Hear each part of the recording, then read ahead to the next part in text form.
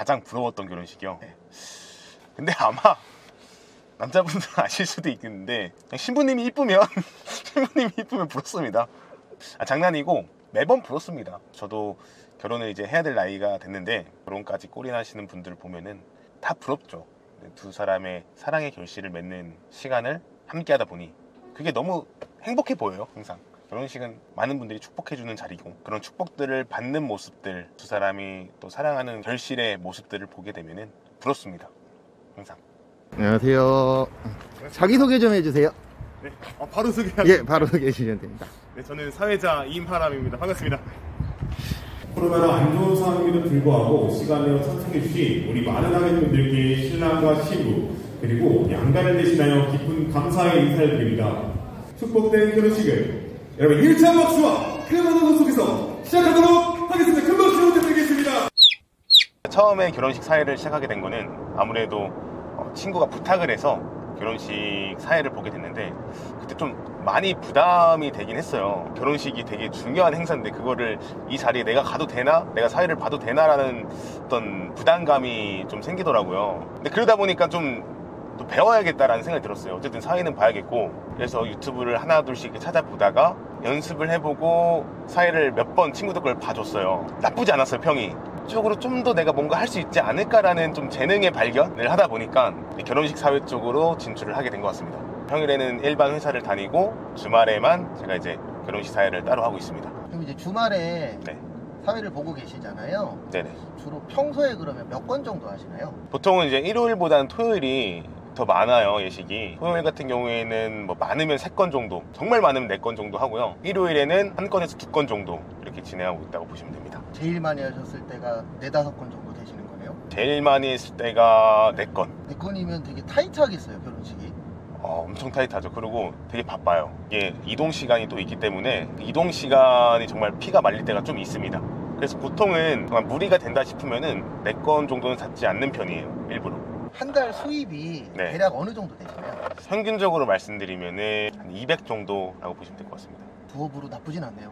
나쁘지 않죠. 그래서 제가 결혼식 사회를 선택한 이유도 뭐 여러 가지 요인들이 있겠지만 수입적으로 봤을 때 시간 대비 그리고 노동 대비 나쁘지 않다라고 생각이 들어서 괜찮다라는 생각 때문에 이 부업을 좀 선택하게 된 것도 있고요. 나중에 좀 더 발전시키고 싶은 생각도 있어요. 그래서 결혼식 사회에 좀 진심입니다. 네. 이 사회 보고 나서 이제 점심시간 같은 경우에 식사를 해야 되잖아요.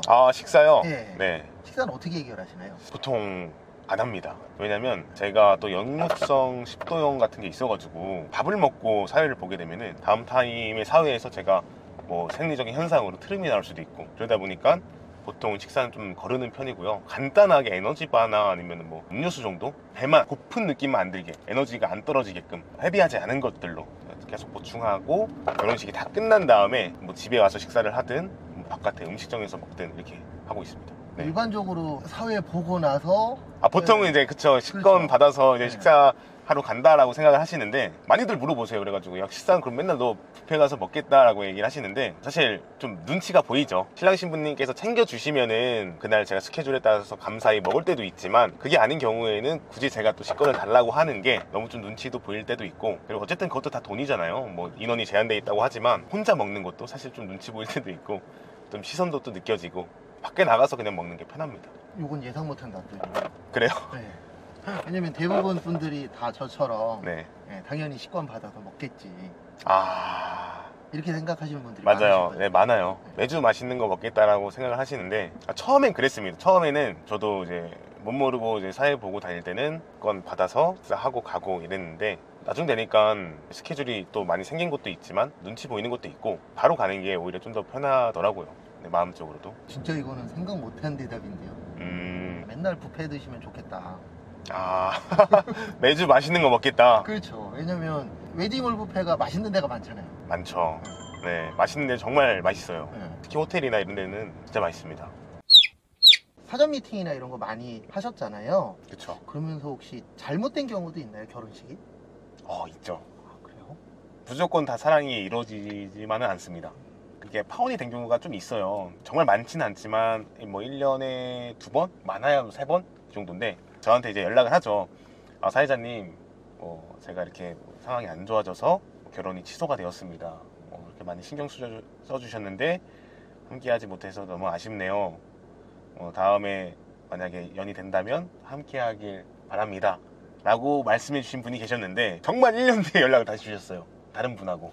그렇게 저도 이제 그 전 스토리는 아예 모르는 상황인 걸로 얘기하면서 신랑님하고 협의해서 또 새로운 두 분의 그런 결혼식 사회를 봤던 경험이 있습니다. 결혼식 사회자를 알아볼 정도면 네. 거의 마무리 단계 아닌가요? 결혼식 사회자를 보통 마무리 단계에서 구하시는 경우가 있어요. 결혼을 하시는 이제 예비 신랑 신부님에게 좀 말씀드리고 싶은 꿀팁은 결혼식 사회자를 나중에 알아보시는 것보다 좀 가급적이면 빨리 알아보시는 것도 너무 추천드리고 싶어요. 왜냐면 결혼식 할 때 우리가 먼저 알아보는 게 가장 기본적으로는 뭐 웨딩홀부터 먼저 알아보실 거고요. 그 다음에 스드메, 플래너 이렇게 알아보실 겁니다. 사회자는 거의 없어요. 가장 결혼식에서 이 신랑 신부님을 빛나게 해주고 그 결혼식 분위기를 가장 이상적으로 만들어줄 수 있는 거는 사실 웨딩홀도 아니고 스드메도 아니고 이 사회자입니다. 결혼식 현장에서 진행하는 사회자가 누구냐에 따라서 정말 많이 달라져요. 저는 실제로 봤습니다. 결혼식이 끝나고 우시는 신부님을 제 전 타임에 그렇게 우시더라고요. 너무 망쳐가지고. 그 신부님이 뭐 스드메가 망쳐서 우셨겠습니까? 아닙니다. 사회자가 망쳐서 운 겁니다. 사회자도 일정들이 다 있다 보니까 원하시는 사회자를 나중에 구하시게 되면은 일정에 못 맞추는 경우가 되게 많아요. 차라리 먼저 알아보시고 사회자도 우선순위에 좀 같이 껴서 진행하시는 거를 추천드립니다. 원하시는 웨딩을 좀 더 완벽하게 하기 위해서는 사회자도 꼭 필요하다. 좋은 사회자 고르는 방법이 있을까요? 이거 꿀팁인데요. 일단은 예식장에서 사회자를 소개시켜주는 부분들이 있어요. 추천드리진 않습니다. 그분들이 못나서 제가 추천을 안 하는 게 아니라 웨딩홀에서 자체적으로 사회자를 구하다 보면은 그러니까 웨딩 사회자를 관리하는 그 업체에다 이렇게 연락을 해요. 업체에서 시간이 맞는 사회자에게 일을 이렇게 주는 건데 그러다 보니까 확실히 수수료가 많이 뛰어갑니다. 신랑 신부가 내는 돈은 예를 들어서 한 30만 원이라고 했을 때 사회자가 받는 돈은 3만 원, 4만 원 이렇게 돼요. 사람의 마음이라는 게 돈에 따라가는 부분도 있잖아요. 내가 얼마를 받느냐에 따라서 정말 더 열심히 충성해야겠다. 내가 받는 월급이 많으면 이 회사에 충성하듯이 받는 월급이 없는데 일 시키면 더 막 힘들어 하잖아요. 그 사회자가 받는 돈은 신랑 신부가 낸 돈과는 완전 다른 거죠. 차라리 이렇게 수수료 떼어가지고 사회자를 픽하는 것보다는 개인적으로 인스타라든지 아니면은 뭐 유튜브에서 개인적으로 연락해가지고 다이렉트로 거래를 하셔서 하는 게 훨씬 더 사회자의 열정을 더 얻을 수 있지 않을까. 좋은 사회자는 저는 경험이 많은 사회자를 고르는 게 가장 좋다고 생각해요. 결혼식 자체가 내가 똑똑하고 뭔가를 다 외우고 있다 해가지고 되는 것보다는 돌발 상황이라든지 아니면 어떻게 또 대처하는 능력 같은 것들도 내가 외우고 있어서 되는 게 아니라 경험을 해봤어야지 나올 수 있는 능력들이기 때문에 경험이 얼만큼 있는지를 먼저 보시고 가장 중요한 거는 스타일이라든지 아니면 목소리 이런 것들이 중요하겠죠. 그런 것들이 이제 만족되고 경험도 어느 정도 있다라고 판단되시는 경우에는 얼만큼 이 신랑 신부에게 관심이 있는지 얼만큼 주도할 수 있는지 그게 컨설팅 쪽으로 이제 빠지는데 초보 사회자분들은 컨설팅이 정말 어렵습니다. 안 돼요. 어느 정도 이제 사회를 많이 보신 분들은 이 식순회라던가 아니면 전반적으로 어떻게 흘러가면 더 좋을지 역제안을 할 수 있는 분들이 계세요. 그런 것들이 가능한 사회자를 고르시는 게 가장 좋고요. 그런 컨설팅이라는 게 저희 신랑 신부님마다 각자 다 달라요. 상황들이. 그래서 그 사연들에 대해서 가장 적합하고 가장 이상적인 결혼식을 할 수 있게끔 식순 조정이라던가 준비를 어떻게 하는 것이 좋다.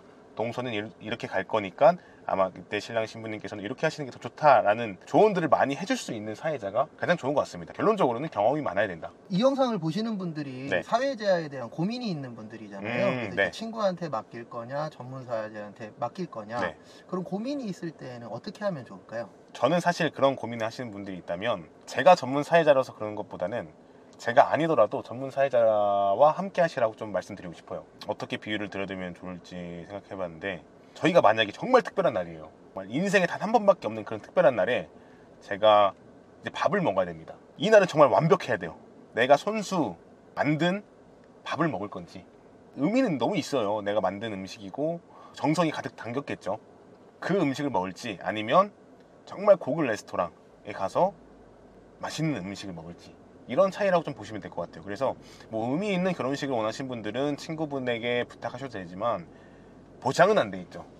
잘할 거라는 보장도 안 돼 있고 잘 될 거라는 보장도 안 돼 있다 보니까 그런 리스크를 감수하시는 것보다는 차라리 안정되고 그리고 완벽한 결혼식을 할 수 있는 전문 사회자로 가시는 것을 추천드립니다.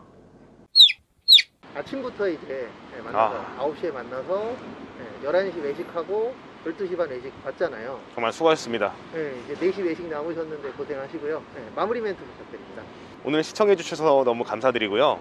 아마 이 영상을 보시는 분들은 예비 신랑 신부님이 되지 않을까 싶은데 두 분의 축복된 결혼식 응원하겠습니다. 그리고 제가 앞서 말씀드렸던 그런 꿀팁이라던가 이런 사항들을 고려하셔서 결혼을 준비하시는 것들을 추천드리겠습니다. 감사합니다. 수고하셨습니다.